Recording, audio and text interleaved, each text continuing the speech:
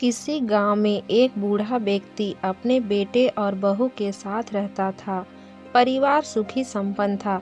किसी तरह की कोई परेशानी नहीं थी।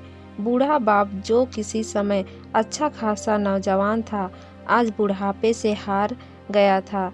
चलते समय लड़खड़ाता था। लाठी की जरूरत पड़ने लगी। चेहरा झुर्रियों से भर चुका था। बस अपना जीवन किसी तरह व्यतीत कर रहा था। घर में एक चीज़ अच्छी थी कि शाम को खाना खाते समय पूरा परिवार एक साथ टेबल पर बैठकर खाना खाता था। एक दिन ऐसे ही शाम को जब सारे लोग खाना खाने बैठे, बेटा ऑफिस से आया था। भूख ज़्यादा थी, सो जल्दी खाना खाने बैठ गया और साथ में बहू और एक बेटा भी खाने लगे। बूढ़े हाथ जैसे ही थाली उठाने को हुए, थाली हाथ से छिटक गई। थोड़ी दाल टेबल में गिर गई। बहू बेटे ने घृणा दृष्टि से पिता की ओर देखा और फिर से अपने खाने में लग गए। बूढ़े पिता ने जैसे ही अपने हिलते हाथों से खाना खाना शुरू किया तो खाना कभी कपड़ों पे गिरता, कभी जमीन पर।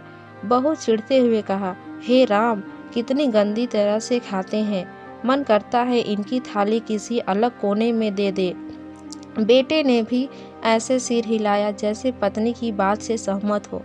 उनका बेटा यह सब मासूमियत से देख रहा था। अगले दिन पिता की थाली उस टेबल से हटाकर एक कोने में लगवा दी गई। पिता की डबडबाती आंखें सब कुछ देखते हुए भी कुछ बोल नहीं पा रही थी। बूढ़ा पिता रोज की तरह खाना खाने लगा। खाना कभी इधर गिरता, कभी उधर। छोटा बच्चा अपना खाना छोड़कर लगातार अपने दादा की तरफ देख रहा था। माँ ने पूछा, क्या हुआ बेटे, तुम दादाजी की तरफ क्या देख रहे हो और खाना क्यों नहीं खा रहे? बच्चा बड़ी मासूमियत से बोला, माँ, मैं सीख रहा हूँ कि वृद्धों के साथ कैसा व्यवहार करना चाहिए। जब मैं बड़ा हो जाऊँगा और आप लोग बूढ़े हो जाओगे तो मैं भी आपको इसी तरह कोने में खाना खिलाया करूँगा। बच्चे के मुंह से ऐसा सुनते ही बेटे और बहू दोनों कांप उठे। शायद बच्चे की बात उनके मन में बैठ गई थी, क्योंकि बच्चा ने मासूमियत के साथ एक बड़ा सबक दोनों लोगों को दिया था।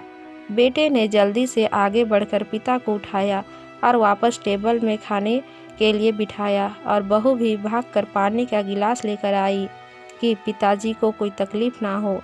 तो मित्रों, माँ बाप इस दुनिया की सबसे बड़ी पूंजी हैं। आप समाज में कितनी भी इज्जत कमा ले या कितना भी धन इकट्ठा कर ले, लेकिन माँ बाप से बड़ा धन इस दुनिया में कोई नहीं है। यही इस कहानी की शिक्षा है, और मैं आशा करती हूँ कि मेरी यह कहानी आप लोगों को अच्छी लगी होगी। अगर यह कहानी आपके मन को ज़रा सी भी छू हो तो थोड़ा सा कमेंट ज़रूर करना और लाइक करना और बताना कि कैसी लगी आज की कहानी। Thank you.